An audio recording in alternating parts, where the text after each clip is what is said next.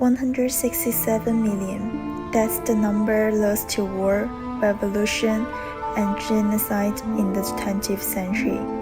A figure so vast it defies human's comprehension. In history books, it's merely a statistic. In humans' emotions, it often remains silent. But in 1999, a Japanese artist used light, numbers, and darkness to create a way for us to confront this history.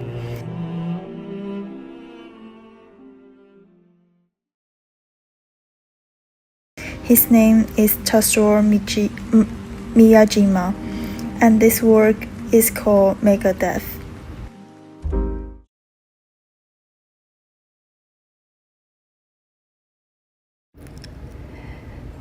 Tasuo Miyajima is one of the most important media artists.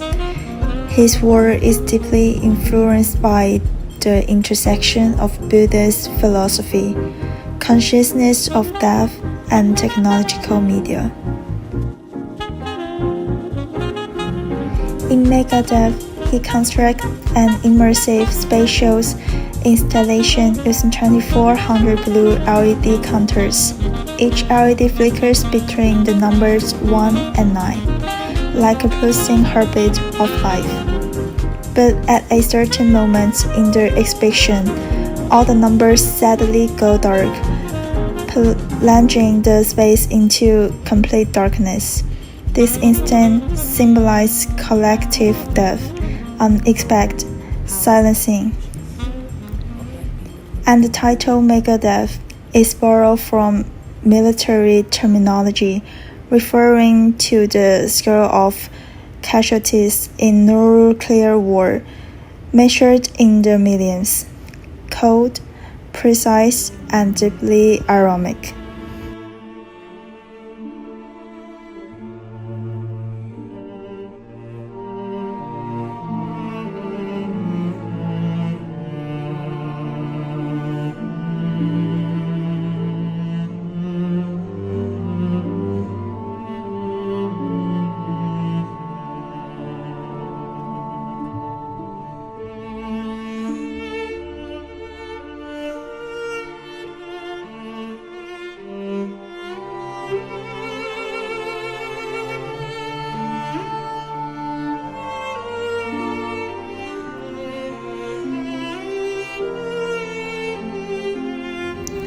World War II was the deadliest conflict in human history, with around 70 million people dead. Its end was marked by 2 atomic bombs in 1945. The US dropped nuclear weapons on Hiroshima and Nagasaki, killing around 200,000 people and leaving lasting radiation trauma. The atomic bombing were not just physical destruction, they left a deep culture of atomic trauma in Japanese society, a collective yet often suppressed memories. The sudden darkness in Megadeth mirrors the silence after an explosion, freezing an unspeakable tragedy. 6 million Druze were systematically exterminated in mass concentration camps. Death was no longer chaotic violence but a procedural, industrial Management Act. People were numbered, categorized, and death become rhythmic. Quota bombs, even costs accounted. Miyajima's orders, uniformly flickering LEDs echo this stimulates death. When the light simultaneously extinguishes, it evokes both annihilation and the countless lives erased from history.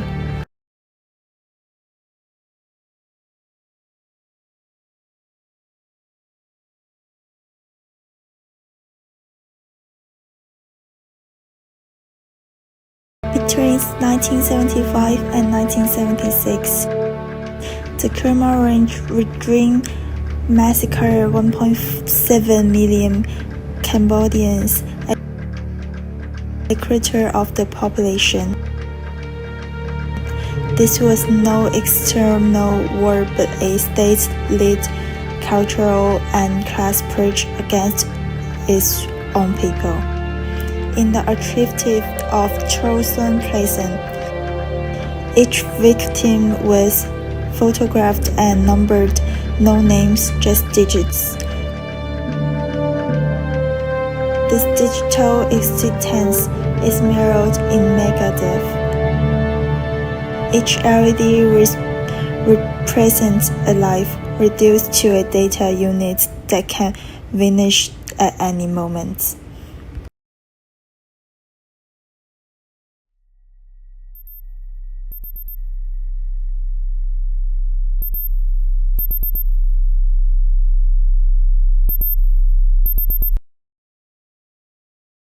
In Lisa Gittleman's book, Media, History, and the Data of Culture, the author discusses how media is not only a tool, but also a carrier for culture, history, and even values. And the Megadeth is a perfect example of Lisa's point.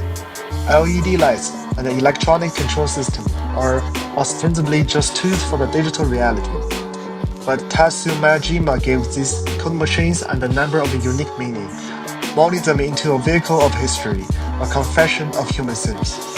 In Megadeth, the constant cycling of the numbers and the extinguishing of the LED lights create a visual pattern of memory and serve as a reminder of the mistake made by mankind in the past world. In Susan Sontag's book on photography, The Image World, Susan discusses how with the advancement of technology, photographs have become more and more popular as means of documentation. And with that, they have lost their emotional value. In the world of photography, there are many ionic photographs that have attracted public attention and emotion, such as Napalm Girl by Nick Art and The Watcher and the Little Girl by Kevin Carter. But as more and more photographs of suffering have been taken, the public has become emotionally fatigued and apathetic. Photograph has gradually transformed suffering into a consumer product, rather than a moral responsibility. In Megadeth, Tatsu Mayajima adopts a very different strategy. The full brightness to full darkness of the light allows the viewer to be immersed in the scene and create a stronger visual impact. The fading of the lights allows the viewer to visualize the speed at which light dissipates in war. And the complete extinguishing of the lights create a calm but deep experience of death and put the viewer in the position of God to feel fragility of life and the cruelty of war. In addition, compared to the recording of a moment in photograph, the abstract figures can express a silent language that awakens people's thinking in a more abstract and silent way. To interpret Mayajima's work, we turn to key scholars.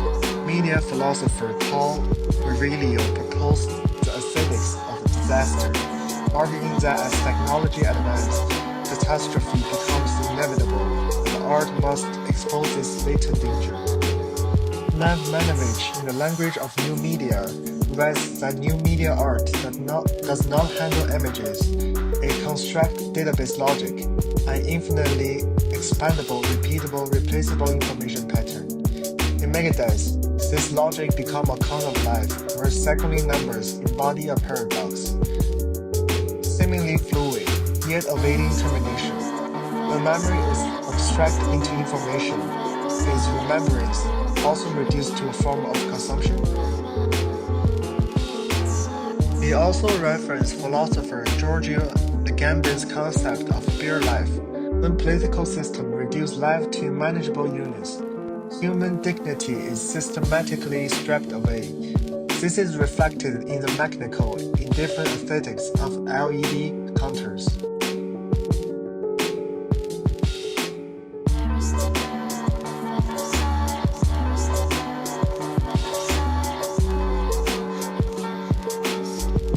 Megadeth is a visually striking work whose abstract expression goes beyond the traditional depiction of war in photography and painting.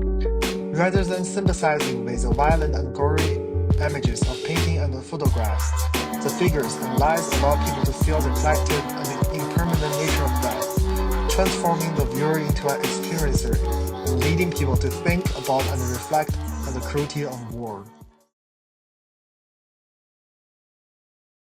In Megadeth, Tatsu Miyajima uses visual changes in numbers and lighting to simulate the passing of life. But does this form of artistic creation quantify life?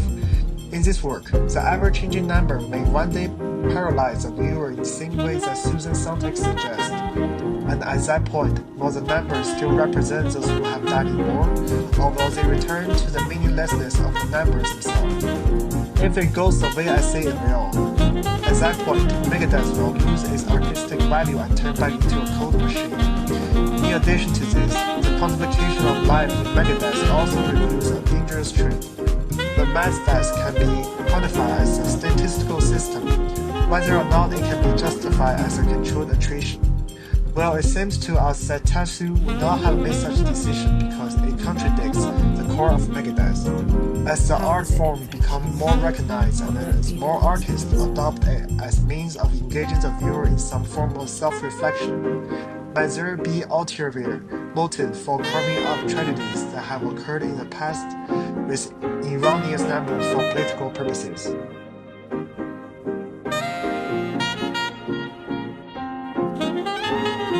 Aesthetically, Megadeth embodies extreme restraint.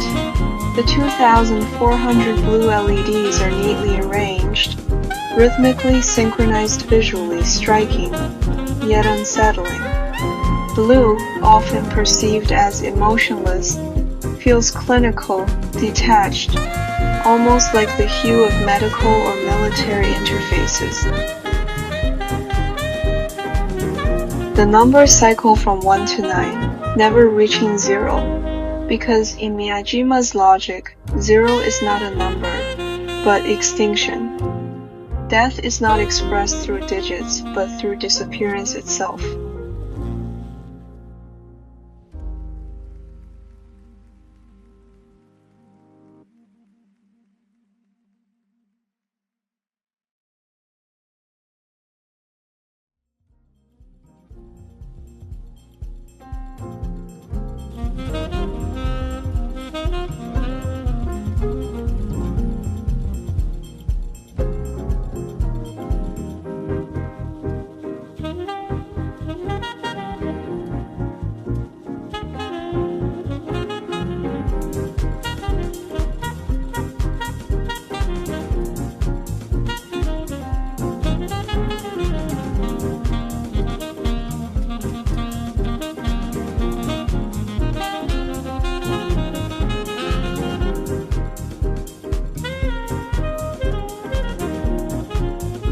When the lights abruptly cut out, the audience is submerged in a simulated experience of mass death. This spatial theatricality directly intervenes in the viewer's emotions. You are not observing the work, you are engulfed by it, made complicit. This experiential quality defines new media art's departure from traditional forms. It is not an exhibit, but an event. Closing reflection, our distance from death. In an era of data overload and digital imagery, death has become abstract and distant. Megadeth uses the simplest digital language to restore its tangibility, flickering, extinguishing, waiting, terminating. This work is not just a memorial to the past, but a mirror to civilization. It asks, within our seemingly progressive systems, are we too moving toward a collective order that erases individual meaning? Have we grown accustomed to treating lives as data? Have we numbed ourselves to the daily flood of death in the news? Megadeth offers no answers. But in the alternation of light and darkness, it forces us to face these questions.